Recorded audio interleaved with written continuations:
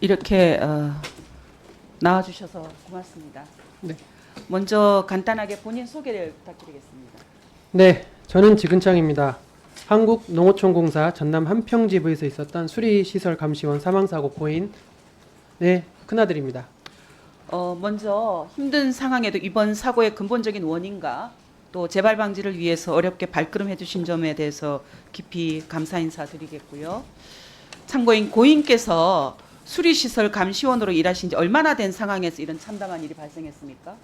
네, 어머니는 2022년도부터 수문관리원으로 일하셨고 올해 2년차 근무하셨습니다. 이번에 그 사고가 발생한 원인은 뭐라고 생각하십니까? 당일 호우경보가 발령이 됐는데 수문관리를 하러 나갈 수밖에 없는 상황, 그리고 안전시설 특히 난간이 가장 크다고 보는데요. 그리고 안전보호구 부재가 가장 큰 원인이라고 생각합니다. 또한 수문관리원 교육 지침에는 위험 작업 시 2인 1조가 원칙으로 되어 있는데 그 조언에 대한 자체가 없었습니다. 그 산업재해 예방을 위해서는 안전보호 장비 지원이 중요해 보이는데요. 그런데 저희가 파악을 해보니까 안전장비가 없었다고요? 네, 맞습니다. 제가 가장 중요하게 생각했던 구명조끼가 없었습니다. 어머니가 수문관리원으로 계약하면 농어촌공사로부터 받은 장비는 우의, 손전등 정도가 전부였습니다. 어머니 사망 이후에는 어머니가 관리하시는 수문은 현재 전체 세 단장이 돼서 없었던 관리교 난간과 구명 장비함이 생기고 노후했던 난간, 작업대 등이 교체됐습니다. 만약 이 공사가 어머니 사망 전에 있었다면은 과연 어머니는 사망하셨을까 이런 생각도 들면서 이후에 직후 발생했던 해병대 사망 사건 볼 때도 구명조끼가 있었으면 어땠을까라는 생각을 다시 한번 했습니다. 참사가 발생하고 나서야 뭐가 제대로 자리가 잡히는 그런 모양이 만들어진 거네요. 네, 그 일하는 여건은 어땠습니까? 공사와의 업무 방식에 대해서 혹시 알고 계신 부분 있으시면 말씀해 주시기 바랍니다. 네, 어머니로부터 들은 거는 그 지부 관리자로부터 뭐 대략적인 활동 일정 이런 것들을 구체적으로 전달받아 진행했고 매월 활동 일지를 제출했던 것으로 알고 있습니다. 그 사고 이후에 공사와 대응 과정이 있었지 않습니까? 네네. 그때 가장 힘들었던 점은 무엇인가요? 어머니 장례를 치른 지 한 달도 되지 않은 시점부터 일단은 합의 얘기가 나왔습니다. 네, 최초에는 성금이 포함된 금액을 합의금으로 제시하면서 1차적으로 유족을 좀 저희를 기만했고 도급계약이므로 산재 처리가 어렵다. 공고기관으로서 높임 합의금 책정이 어렵다. 등 어머니를 가족처럼 생각한다는 말과는 다르게 소극적인 대항으로 일관하면서 유족에게는 아무런 책임을 묻지 않겠다는 합의서를 요구하는 이중적인 행동을 보였습니다. 근데 그보다 더 힘들었던 거는 아직 어머니의 손길이 남아있는 그 반찬, 사진 등을 볼 때마다 같은 자리에 있었던 만류하지 못했던 아버지가 자신을 책망하는 그것과 충격을 받아서 화장터에 혼절까지 했고 그로 인해서 우울증과 공황장애가 왔던 제 동생. 근데 슬프지만 이 현실을 빨리 마무리 짓고 싶으니까 어쩔 수 없이 이 얘기를 해야 된다는 사실 자체가 너무 슬픕니다. 네, 어려운 말씀 해주셔서 감사하고요. 그 피해 보상금 협의 과정에서 어려운 점은 없었습니까? 뭐 좀 안 좋은 말 하나 하겠습니다. 한마디로 좀 기만을 당하는 심정이었습니다.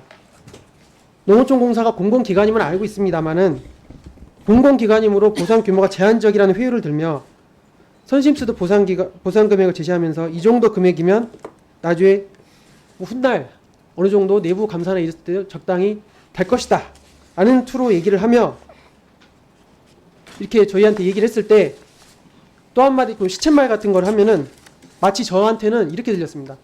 이거라도 먹고 떨어져라. 뭐 표현이 좀 과했다면 죄송합니다. 네.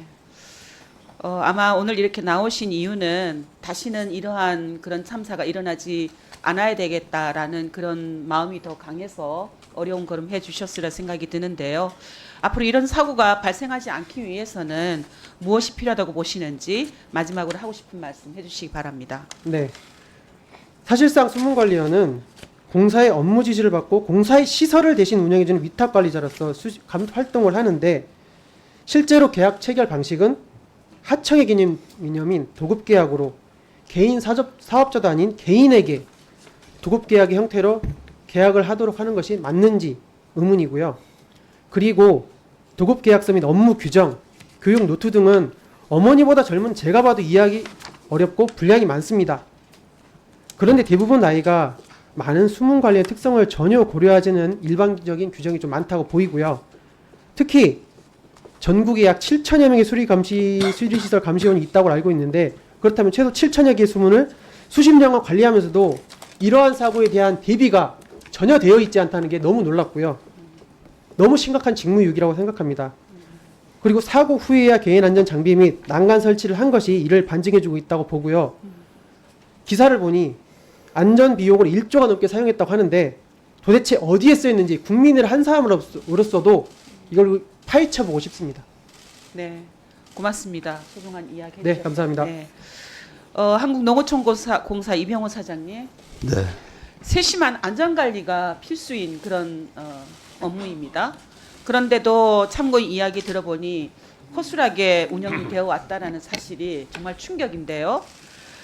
의원실에 앞으로 폭우나 기후 여건이 안 좋을 때는 수리시설 감시원이 아니라 공사 직원들이 직접 관리하도록 업무 지침 개선했다라고 보고하셨다고 들었습니다. 열악한 근로 여건 속에 그동안 위험 작업을 또 넘겼다라는 그런 사실을 부끄럽게 우선 생각하셔야 되고요. 그다음에 지금 참고인 그 진술 속에서 나왔던 것처럼 그 진행 과정 속에서 대응 과정 속에서 있었던 2차, 3차 가해라고 저는 생각을 하는데, 그런 대응에 대해서도 명백하게 잘못을 시인하셔야 되고 사과할 건 사과하셔야 된다고 생각합니다. 무엇보다도 공사 직원들 안전도 중요합니다. 그렇죠? 네. 그렇습니다. 전체 시설 안전을 시급히 개선해 달라라고 강력하게 촉구를 하고요. 그리고 고용노동부 수사 중이라는 답변, 또 책임 회피성 근로자성만 따지고 계시지 마시고 수리시설 감시원 정식 제도 안으로 편입하든지 또 안정적으로 인력 운영하기 위한 제대로 된 대안을 마련하셔서 의원실에 구체적으로 그 방안을 보고해 주시기 바랍니다. 그리고 오늘도 답변 짧게 해주시기 바랍니다. 네. 우선 지금 증언하신 저 내용을 들으면서 저도 무한 책임감 또 죄송함을 느낍니다. 또 그 이후 처리 과정에서 저희 유족께서 그렇게 느끼셨다고 하는 그 점에 대해서도 아주 가슴 아프게 생각합니다. 저희들이 그렇게 느끼셨다고 하면 저희가 잘못 대응한 것으로 이렇게 생각합니다. 아무튼 그런 점에 대해서 제가 사후에라도 유족들을 만나서 다시 사과드리고 그렇게 하겠습니다. 그리고 이 저희 안전시설 관련해서는 제가 이 사고 이후에 가장 집중했던 일이 다시는 이런 사고가 발생하지 않아야 되겠다. 그분이 그 시간에 그 폭우를 뚫고 그렇게 가셨던 것은 대단히 의로운 행동, 마을을 지키겠다고 하는 이런 행동이었는데, 그분이 우리가 조금 더 잘했으면 그런 사고를 당하지 않으실 수 있는 그런 일들은 없었는지 저희가 정말 여러 측면에서 점검하고 개선하기 위해서 많은 노력을 했습니다. 안전 가이드라인도 개정을 했고 또 지침도 개정을 했고, 그러면서 이제 그분들이 그 수리감시원 7,337명의 수리감시원들이 그런 위험 상황에 다시는 처하지 않도록 그렇게 하기 위한 아주 다양한 노력들을 했고요. 그런 내용들에 대해서 보고드리고 또 그렇게 하고 또 부족한 부분에 대해서는 더 개선해 가도록 그렇게 하겠습니다. 죄송합니다. 직접 그 설명을 드려주십시오. 네. 지금 말씀하신 거를 네. 가족들에게도 직접 오늘 물론 그렇게 하겠습니다. 네, 그렇게 하겠습니다. 네. 네, 윤미향 의원님 수고하셨습니다.